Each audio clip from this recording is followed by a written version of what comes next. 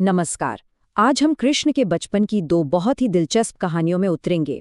ये वो कहानियां हैं जो हमें हिम्मत, वादे और इंसाफ के बारे में बहुत कुछ सिखाती हैं। चलिए शुरू करते हैं। तो सवाल ये है कि ज्यादा ताकतवर कौन है, एक मामूली सा वादा या एक डरावना जालिम शासक?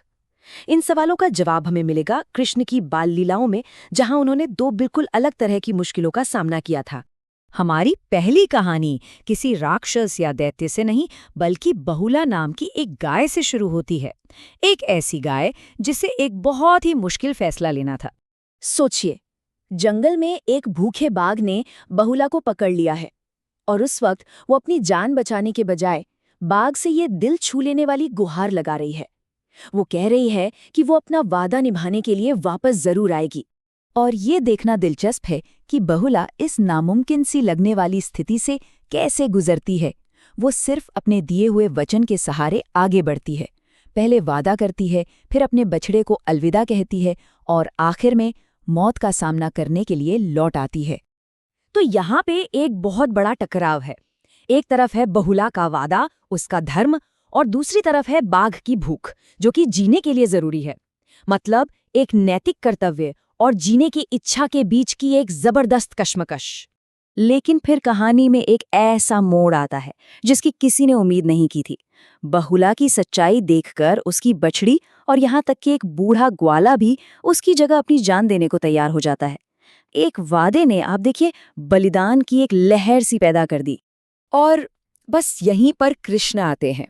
वो इस पूरी नैतिक दुविधा को देख रहे हैं और समझ जाते हैं कि यहाँ बात सिर्फ एक जान बचाने की नहीं है, बल्कि एक बहुत बड़े सिद्धांत की है। तो कृष्ण यहाँ अपनी ताकत का इस्तेमाल नहीं करते, बल्कि अपनी बुद्धि का करते हैं। वो बाघ को समझाते हैं कि बहुला के वादे को सजा नहीं, इनाम मिलना चाहिए, कि ऐसे त्याग का सम्मान होना चाहिए। यही इस कहानी का असली सार है। और देखिए, इस कहानी का अंजाम कितना खूबसूरत है। बहुला की सच्चाई और उसके त्याग को हमेशा के लिए अमर कर दिया गया। कैसे? उस जंगल का नाम ही उसके नाम पर बहुला वन रख दिया गया।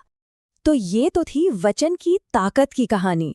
अब हमारी दूसरी कहानी हमें इंसाफ के लिए एक सीधी लड़ाई की तरफ ले जाती है।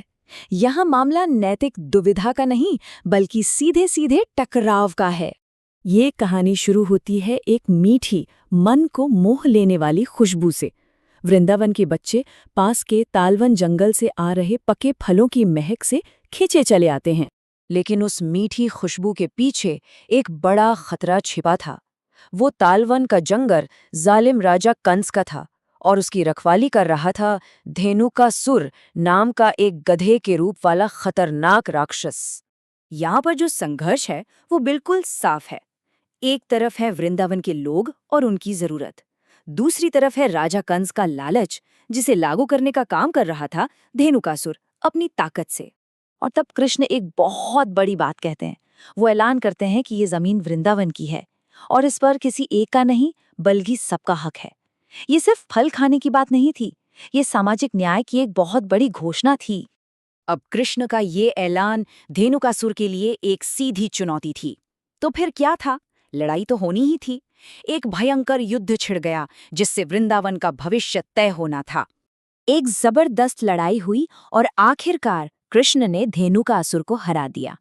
उसके आतंक का, उसके जुल्म का हमेशा के लिए अंत हो गया। और यहाँ सबसे जरूरी बात यह है कि कृष्ण की ये जीत किसी निजी वजह से नहीं थी। इसका असली मकसद था जंगल के फलों को, यानी जो कुदरत की देन थी, उसे पूरे समाज को वापस लौटाना। तो ये दो बिल्कुल अलग अलग कहानियां, एक वादे की और एक लड़ाई की, हमें धर्म और न्याय के बारे में एक साथ क्या सिखाती हैं? चलिए इसे समझने की कोशिश करते हैं। देखिए, ये दोनों कहानियां हमें दिखाती हैं कि कृष्ण ने धर्म की स्थापना दो अलग अलग तरीकों से की। पहली कहानी में उन्होंने नैतिक ज्ञान और बुद्धि से रास्ता दिखाया, और दूसरी में उन्होंने अन्याय के खिलाफ सीधी कार्रवाई की। और अंत में ये कहानियां हमें एक सवाल के साथ छोड़ जाती हैं। चाहे हमारी अपनी जिंदगी की लड़ाइयां नैतिक हों या फिर शारीरिक, ये कथाएं यही बताती हैं कि हिम्मत और सच्चाई ही हमारे सबसे शक्तिशाली हथियार हैं।